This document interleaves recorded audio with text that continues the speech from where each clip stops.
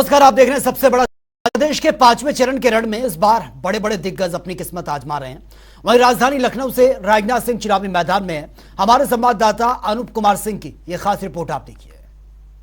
देश में लोकसभा चुनाव के 5वें चरण में कई दिग्गज चुनावी मैदान में हैं और उनकी साख दांव पर लगी है।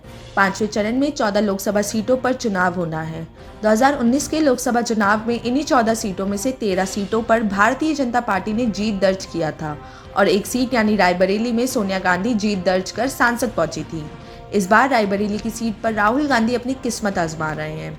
वहीं इसी सीट पर भारतीय जनता पार्टी उत्तर प्रदेश के मंत्री दिनेश प्रताप सिंह चुनावी मैदान में है। अमेठी रायबरेली सीट के बाद लखनऊ, बाराबंकी, फैजाबाद, गोंडा चर्चे में है। अमेठी से दूसरी बार भारतीय जनता पार्टी से किस्मत आजमा रही स्मृति ईरानी चुनावी मैदान में है, तो वहीं दूसरी तरफ केएल शर्मा कांग्रेस के प्रत्याशी स्मृति ईरानी को टक्कर दे रहे हैं। मोहनलालगंज में भाजपा के सांसद और प्रत्याशी कौशल किशोर को इंडिया गठबंधन के प्रत्याशी आर.के. चौधरी चुनावी मैदान में हैं। लखनऊ के लोकप्रिय सांसद राजनाथ सिंह लखनऊ से तीसरी बार भारतीय जनता पार्टी के प्रत्याशी हैं, तो वहीं रक्षा मंत्री राजनाथ सिंह को टक्कर देने के लिए समाजवादी पार्टी के विधायक रविदास मल्होत्रा पूरी दमखम के साथ चुनाव प्रचार कर रहे हैं। गोंडा के केसरगंज से भाजपा ने वर्तमान सांसद बृजभूषण शरण सिंह का टिकट काटकर उनके बेटे करण भूषण को टिकट दिया है। केसरगंज लोकसभा सीट पर सपा के प्रत्याशी भगत राम मिश्रा अपनी किस्मत आजमा रहे हैं। अब 20 मई को मोहनलालगंज, लखनऊ, रायबरेली, अमेठी, जालौन, झांसी, हमीरपुर, बांदा, फतेहपुर, कौशाम्बी, बाराबंकी, फैजाबाद, कैसरगंज और गोंडा में मतदान होगा। अब देखने वाली बात यह होगी कि 2019 में इन 14 सीटों पर भारतीय जनता पार्टी 13 सीटों पर विजय पाने वाली क्या अपनी सीटें बचा पाएंगी, यह तो आने वाला वक्त ही बताएगा। और उधर राजपूत करनी सेना लगातार बीजेपी का विरोध कर रही है और उसे लेकर राष्ट्रीय अध्यक्ष महिपाल सिंह मरकाना से खास बातचीत भी हुई है। हमारे संवाददाता रोहित दीक्षित की रिपोर्ट आप देखिए। शख्सियत से मिलाने जा रहे हैं जिनका पूरे भारत में चर्चा का इस समय विषय बना हुआ है। हमारे साथ महिपाल सिंह मकराना जी हैं। जनता टीवी में आपका हार्दिक स्वागत, अभिनंदन है। मकराना जी, क्या कहेंगे इस समय जो है राजपूत करनी सेना और जितने भी राजपूत हैं वो लगातार सरकार और पार्टी का विरोध कर रहे हैं, ऐसी क्या नाराजगी? देखिए सर, मेरा कोई असम्मान करे, मेरी कोई सम्मान में कोई कमी करे, मैं सहन कर सकता हूँ। राजपूत समाज के इतिहास को तोड़ा मरोड़ा गया, राजपूतों ने सहन किया। ऐतिहासिक पात्रों की जातियाँ बदली गई, हमने सहन किया। हमारे शीर्ष नेतृत्व को काटा गया, उनको कमतर किया गया, हमने सहन किया। बात महिला सम्मान की है। अगर बात महिला सम्मान की नहीं हो रही होती तो मैं पूरे देश में महिपाल सिंह नहीं होता। 18 सालों में हम लोग कभी भी पॉलिटिकली तौर पर श्री राजपूत करनी सेना आज तक कहीं घूमी नहीं है। हमारा रिकॉर्ड रहा है, आज तक हम लोग पॉलिटिक्स में न हिस्सेदारी करते हैं, न हम पॉलिटिकली मैसेज किसी को देते हैं। अगर पॉलिटिकली मैसेज हमारे समाज को देने की अगर ज़रूरत आन पड़ी है तो सीधा सा है कि कुछ बड़ा हुआ होगा। और आप लोगों ने देखा गुजरात के एक राजकोट के सांसद के उम्मीदवार भारतीय जनता पार्टी के पुरुषोत्तम रूपाला, जिन्होंने क्षत्राणियों के ऊपर, राजपूत बहन बेटियों के ऊपर टिप्पणी करी, अभद्र, उनके चरित्र पर लांछन लगाने की कोशिश करी कि वो अंग्रेज़ों के साथ उनके संबंध थे, बेटी व्यवहार था, रोटी व्यवहार था, और इस हद तक था कि राजपूत उनके चरणों में पड़े रहते थे। तो मैं आपके चैनल के माध्यम से पूरे देश के लोगों को बोलना चाह रहा हूँ, राजपूत कभी किसी के चरणों में पड़े होते तो आज जो ये भगवा और ये हिंदुत्व की जो बातें ये कर रहे हैं, ये लोग नहीं कर रहे होते। मुगलों से लेके, हुन से लेके तुर्कों से लेके मुगलों से लेके अंग्रेजों तक कोई अगर लड़ा और जो एक आंधी आई मुगलों की, चाहे इस्लामीकरण की, कई सारे देश बाकायदा इस्लामीकरण हो गए। 58-59 देश इस्लामीकरण होकर आज जहाँ कहीं इंडोनेशिया जैसे देशों में हिंदुत्व हुआ करता था वहाँ साफ हो गया है। किसी की गलतफहमी हो कि किसने रोका, वो हमने रोका। उत्तर प्रदेश की राजधानी लखनऊ में आज पहुंचे हैं आप, क्या आगे की रणनीति है या कहाँ कहाँ जाना है आपको? और जो सांसद ने टिप्पणी की थी उस पर तो माफ़ी मांगा है। बहन बेटी की इज्जत के साथ कोई समझौता नहीं। अगर कोई सोचता है कि बहन बेटी के ऊपर कुछ बोल देंगे और हम माफ़ी मांग के निकल जाएंगे तो वो किसी और बात पे हो सकती थी, बहन बेटी की बात पे कोई राजपूत पहले समझौता नहीं करता आया है, अभी भी नहीं करेगा। पूरे देश में जाएंगे। यूपी की जो 34 सीटें बची हुई है, चौथे चरण के बाद हर एक सीट पे महिपाल सिंह मकराना खुद जाएगा। और जहां तक हो सकता है हम लोग आह्वान करेंगे हमारे समाज से जुड़े हुए लोगों से, जो 4-5 कौमें हमेशा, चाहे नाई हो, खाती हो, कुमार हो, माली हो, सोनी हो, ब्राह्मण हो, जो हमारे साथ जुड़े रहते हैं, उस हर एक कौम से हम लोग बाकायदा ये आह्वान करेंगे कि जो बहन बेटी की इज्जत को नहीं समझता हो, उस पार्टी को अब की बार हम लोग समर्थन नहीं करेंगे। हम लोग कमल का फूल हमारी भूल का नारा हम लोग पूरे देश में दे रहे हैं और यहां भी वही नारा चलेगा। गुजरात में क्या लाखों की भीड़ थी, लोगों ने देखा। एक आदत, हमने एक टिकट ही तो कटवाने की मांग करी थी। हमने टिकट मांगा थोड़ी हमारे समाज के लिए कि हमारे समाज को दे दीजिए आप। हमने बोला एक पुरुषोत्तम रूपाला नाम का बेहुदा एक इंसान है जो महिलाओं की इज्जत को नहीं समझता है, वो अपने आप को बाल्यकाल का मित्र बताता है नरेंद्र मोदी जी का, तो मैं इससे क्या समझूं? हम लोग सहन नहीं करेंगे, चाहे वो बाल्यकाल का मित्र ट्रंप का हो और चाहे वो मोदी जी का हो, हमें कोई फर्क नहीं पड़ता। उत्तर प्रदेश में पहुंचे हैं, 12 तारीख को चुनाव है यहाँ पर, क्या कहेंगे आगे की रणनीति क्या है? देखिए सर, मैं तो उत्तर प्रदेश नहीं पूरे देश में जा रहा हूँ। कल अभी आज की मेरी फ्लाइट है, मैं बम्बई में 2 दिन रहूँगा, वापस आऊँगा परसों की रोज। और फिर जितनी भी सीटों पे मैं घूम सकता हूँ मैं घूमूंगा। कल मैं अमेठी जाके आया था, वहाँ प्रेस कॉन्फ्रेंस भी ली, 2-3 जगह मैंने सभाएं भी ली है और बाकायदा शपथ ग्रहण करवाया है कि हम लोग अब की बार माँ भगवती की शपथ लेके बोल रहे हैं कि बीजेपी को वोट नहीं करेंगे। और कोई भी अगर किसी बीजेपी को या किसी भी पार्टी को लगता है कि हमारे जो राजपूत समाज के बड़े नेता उनको आगे करके अब की बार राजपूत समाज की जो ये किसी भी तरह की राजपूत समाज में अगर द्वेष है, अगर कोई गलत बात आ गई है बीजेपी के प्रति, उसको हम लोग कवर कर लेंगे, तो ये अब की बार नहीं होगा। बड़े नेताओं को आम राजपूत समझ गया है और अब की बार उनको मालूम है कि हमें आम राजपूत के हिसाब से जवाब देना है। बड़े बड़े नेता खूब आ गए, आपको मालूम है, स्टार प्रचारकों की लिस्ट है लंबी चौड़ी। लखनऊ की जनता को क्या संदेश देंगे, राजपूतों को क्या संदेश देंगे, प्रदेश अध्यक्ष दुर्गेश सिंह दीपू को क्या संदेश देंगे? मैं तो यही बोलना चाह रहा हूँ मेरे पूरे करणी सेना की टीम को, प्रदेश अध्यक्ष के साथ प्रदेश की कार्यकारिणी को, अब की बार हर जगह जाइए, हर गांव गली गली जाइए, लखनऊ के हर एक एरिया में जाइए जहां चुनाव नहीं हुए हैं, और अब की बार भारतीय जनता पार्टी के खिलाफ हम लोगों ने मोर्चा खोल रखा है। हर घर में जाके समझाना है कि महिला सम्मान से बड़ा कुछ नहीं होता। हम महिलाओं के सम्मान के साथ पहले भी खड़े थे, चाहे किसी भी जाति बिरादरी की महिला हो, और अभी भी खड़े।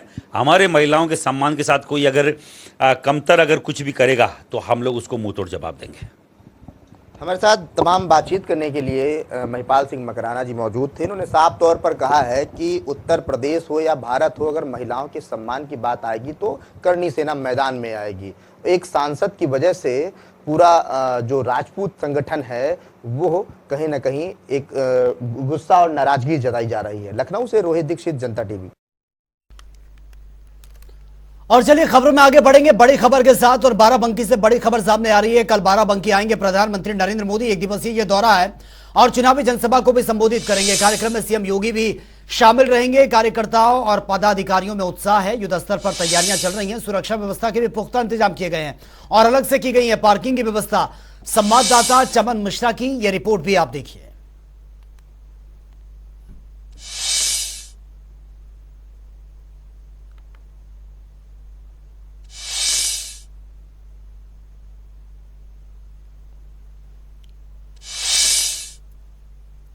उसमें लिखा हुआ संवाददाता की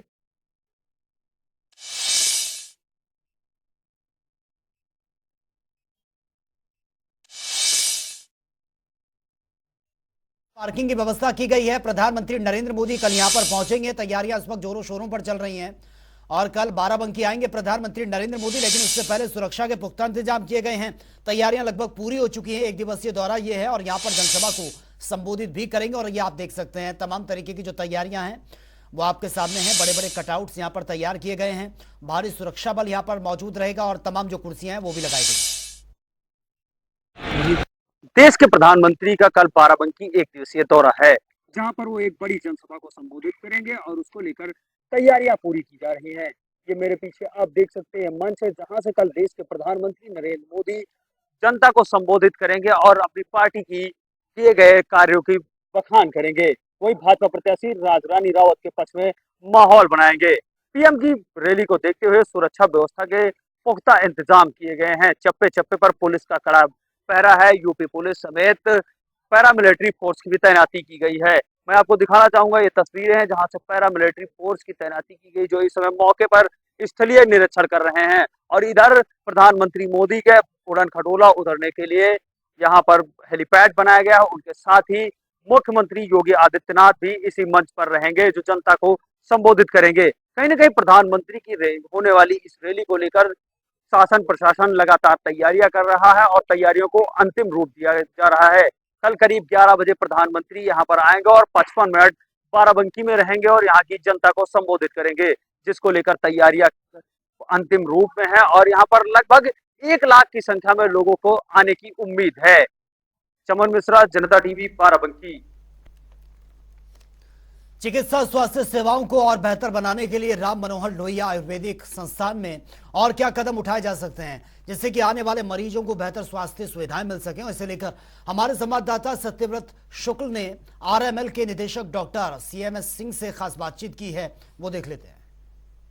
देश में चिकित्सा स्वास्थ्य सेवाओं में अगर हम बात करें तो कहीं ना कहीं राम मनोहर लोहिया आयुर्विज्ञान का नाम जहन में जरूर आता है। उसका सबसे बड़ा कारण है कि संस्थान द्वारा मरीजों को दी जाने वाली सुविधाएं कहीं ना कहीं लोगों को अपनी ओर आकर्षित कर रही हैं और प्रदेश का एक बहुत बड़ा कुनबा आज भी राम मनोहर लोहिया आयुर्विज्ञान पे निर्भर है। और इन सब और भी कई विषयों पर हमारे पास बात करने के लिए मौजूद हैं नवनियुक्त निदेशक डॉक्टर राम मनोहर लोहिया आयुर्विज्ञान संस्थान के डॉक्टर सीएम सिंह।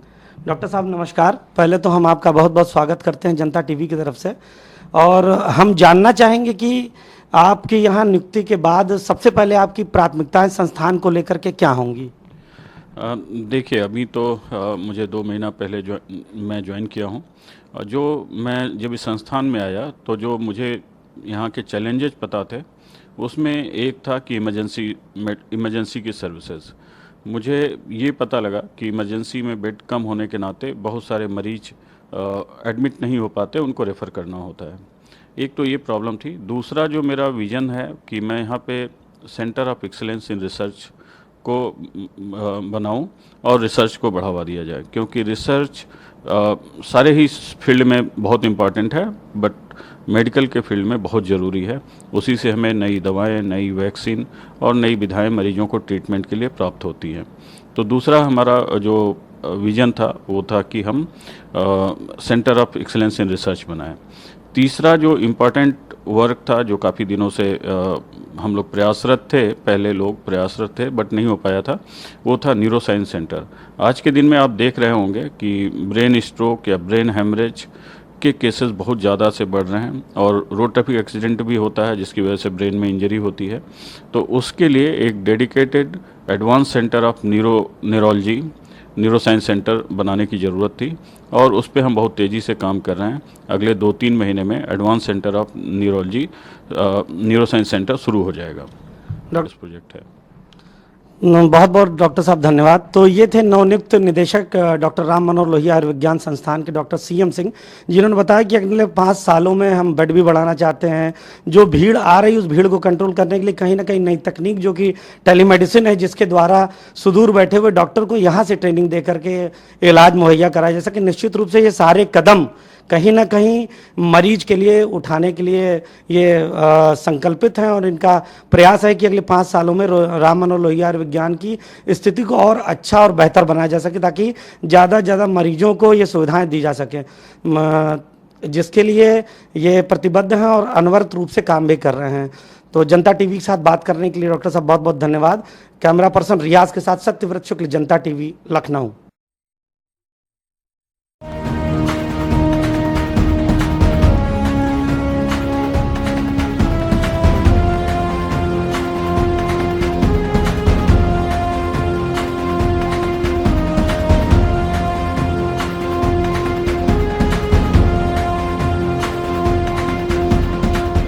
मौजूद है घोसी लोकसभा क्षेत्र में और बता दें कि 1 जून को होने हैं मतदान। ऐसे में देखा जाए तो सारे प्रत्याशी जो है मैदान में उतर चुके हैं और हमारे साथ कुछ यहाँ ग्राम सभा की जनता बनी हुई है और इनसे हम जानेंगे कि ग्राम सभा का जो चुनाव, ग्राम सभा से जो लोग निकल के बाहर आएंगे वो किसको अपना सांसद बनाएंगे।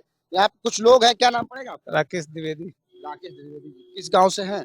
अइलक। अइलक ग्राम सभा की क्या समस्या है जो आपको नजर आ रही है? समस्या देखिए, हमारी उम्र लगभग 38 साल हुई, आज तक अच्छा रोड देखने को नहीं मिलेगा। रोडवे नहीं मिला देखने को? एकदम नहीं मिला। नहीं मिला। नहीं मिला। कितने सालों से समस्या है रोड की? अब जब से ये 38 साल के हुए हम। 38 साल हाँ, आज तक कभी रोड नहीं अच्छा, बना। आपकी नजर में घोसी से विकास करने के लिए कौन बेहतर लग रहा है? हम कुछ नहीं कर सकते। प्रधानमंत्री किसको देखना चाहते हैं? मोदी जी को। मोदी जी को। हाँ। लेकिन गांव का विकास नहीं हुआ, आप कर रहे हैं। कभी नहीं हुआ है। क्यों 10 साल भाजपा सरकार है, क्यों गांव का विकास अरे नहीं हुआ? वो हरिनारायण राजभर थे, आज तक यहाँ की जनता देख ही नहीं है। हरियाणा राजभर के बाद अतुल राय भी कोई नहीं आता है, कोई नहीं आता है, सिर्फ चुनाव में आते हैं सारे लोग। अच्छा अच्छा, हाँ। कोई नहीं आता है। कोई नहीं आता है। चलिए और भी लोग यहाँ पे हैं, उनसे हम जानते हैं। क्या नाम पड़ेगा चाचा आपका? लल्लन। लल्लन जी, क्या लग रहा है गांव का विकास कितना हुआ? गांव का विकास क्या हुआ? कुछ भी नहीं हुआ है। नहीं हुआ क्या है? क्या हुआ है? अच्छा। अरे गांव के विकास के लिए रोड चाहिए। भाजपा मोदी जी दावा कर रहे हैं कि गांव गांव तक विकास की लहरें तेज है और गांव गांव तक विकास पहुंचा है, तो आपके गांव में क्यों नहीं विकास पहुंचा? कोई नाराजगी है क्या? नाराजगी हमारे गांव में किसी का कुछ भी नहीं है। अच्छा, तो क्यों नहीं गांव का विकास हो पाया? भाई लैट्रिन बाथरूम तो सबका बन गया। अच्छा, बाकी ये रोड की जरूरत है ना, बाकी और क्या चाहिए? रोड नहीं बना है आपके? रोड की जरूरत है। रोड की जरूरत। यहाँ से 2 किलोमीटर आगे जाओ, जो बलिया में पड़ रहा है, कितना बढ़िया रोड है। और बॉर्डर से और हल्दलपुर तक भी चढ़ के आए हो, अच्छा, देखे हो कि कैसा रोड है ये। कितने वर्षों से रोड की समस्या है गांव में? रोड से तो हम ये है कम से कम 72 से, आज से नहीं 72 से।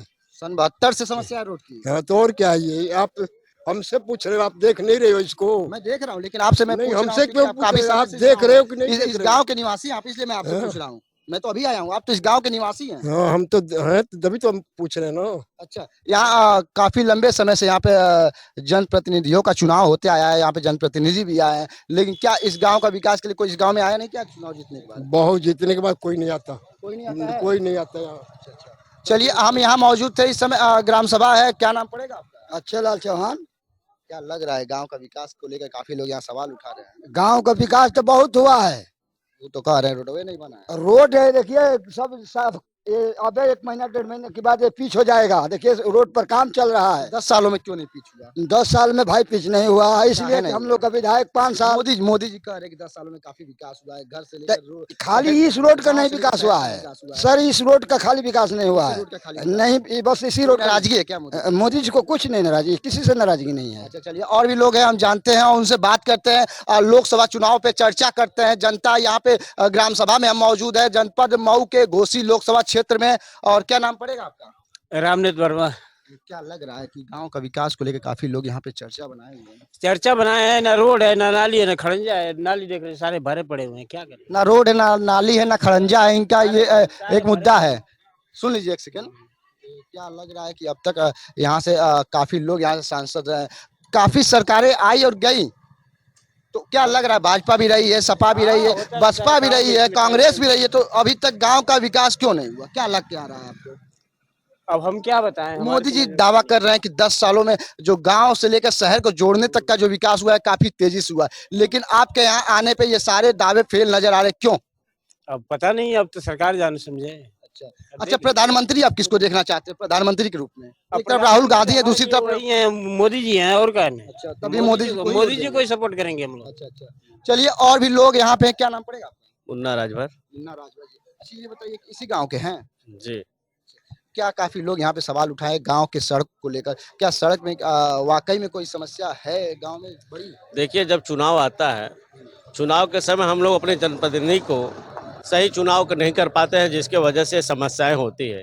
विगत अभी आपने देखा कि माननीय सांसद महोदय जो इस बार जीते थे, अगले बार 2019 में 5 सालों तक हम लोगों के बीच में नहीं आए। काम और रोड नाली खड़ंजा जो काम है, जनप्रतिनिधियों का काम है, यहाँ पे कुल मिला जुला के प्रतिनिधित्व का काम नहीं हुआ, प्रतिनिधित्व सही नहीं हुआ, जिसकी वजह से विकास का स्तर गिरा हुआ है। आने वाले समय में विकास किया जाएगा। एक व्यक्ति से मैंने मिला, उन्होंने कहा कि सन 72 से समस्या है गांव की सड़क की, जो समस्या है सन 72 से। तो सन 72 के बाद देखे होंगे आप, कांग्रेस यहाँ पे कांग्रेस भी आई, बसपा भी आई, सपा भी आई, भाजपा भी आई, तो क्या किसी ने यहाँ का निरीक्षण नहीं किया? किसी ने यहाँ पे देखा नहीं? माननीय स्वर्गीय कल्पनाथ राज जी के बाद कोई विकास का यहाँ पे कार्य बड़ा नहीं हो पाया है, और जितने भी लोग आए घोसी लोकसभा में, सब लोगों ने छलावा दिया, और यहाँ के लोगों का विकास न होने का मुख्य कारण है कि जनप्रतिनिधि सही नहीं है। मुख्य दावे के साथ नरेंद्र मोदी जी कहते हैं कि गांव से लेकर शहर तक को जोड़ने वाली जो सड़क है उसका विकास हुआ है, सारा विकास योजनाएं गांव तक पहुंची हैं। तो क्या माना जाए कि मोदी जी का जो कहना था वो गलत है? नहीं, मोदी जी का नाम सही है। मोदी जी विकास सही क्यों नहीं, करते क्यों हैं। गांव की सड़क क्यों नहीं बनी? वही तो बता रहे आपको, जनप्रतिनिधि सही नहीं है। 5 साल तक तो जेल में रहे। अच्छा, जो बजट यहाँ पे आया वो बजट वापस होके केंद्र सरकार के पास चला गया। तो बताइए, जो पैसा गांव और समाज के लिए आ रहा है वो पैसा अगर गांव समाज के खर्च करने वाला प्रतिनिधि ना हो तो फिर पैसा तो केंद्र में जाएगा ही।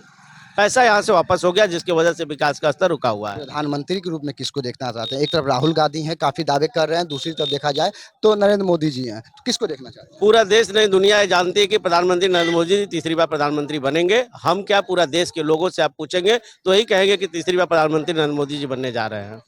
तो चलिए, हम मौजूद थे, ये गांव है, बता दें कि घोसी लोकसभा क्षेत्र के अंतर्गत ये गांव पड़ता है। यहाँ की सड़कें, लोग बता रहे हैं कि सन 72 के बाद से यहाँ की सड़कें जो है अभी तक उस पर कोई चूना तक नहीं लगवाने वाला मिला और अभी तक नाली का भी यहाँ पे कार्य नहीं हो पाया है। और देखा जाए तो घोसी लोकसभा चुनाव है, 1 जून को होने हैं मतदान। विवेक चौहान के साथ जनपद मऊ से।